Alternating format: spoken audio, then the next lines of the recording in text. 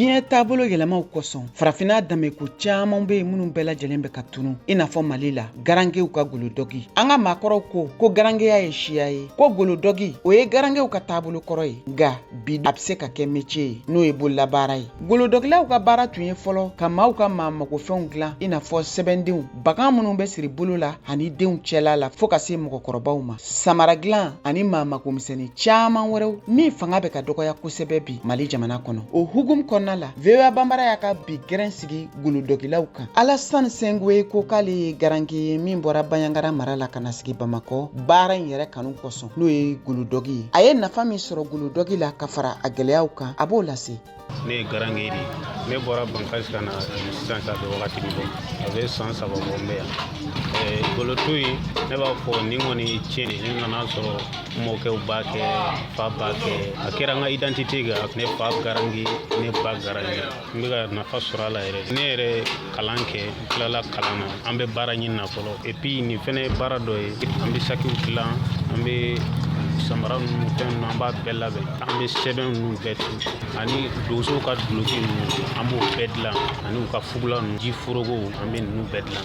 An kɔni bɛ dɔ sɔrɔ ka bila an bɛɛ ka baara kɛ, baara de bɛ mɔnɛ bɔ. Ka fɔ n ye kalan kɛ tilala n'i ma n ka kalan baara sɔrɔ n tɛ baara wɛrɛ kɛ, mɔgɔ si kan'o kɛ quoi. Abdul Karim Sisoko fɛnɛ ye golodogila ye k'ale bolo bɛ nin baara in na kabiri waati jan. A ko k'ale ye golodogi in sɔrɔ tiɲɛ ye. Bon n bɛ golo dilan de kɛ. Bon n donna nin na n fakɛ sababu parce que ne fakɛ bɛ nin kɛ. An fa olu fana fa olu b'a kɛ quoi.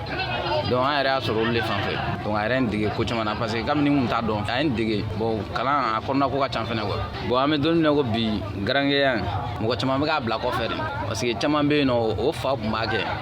Bon n'a fɔra den dɔw ma k'u k'a kɛ u bɛ maloya. Donc ne yɛrɛ y'a caman ko o de ye quoi.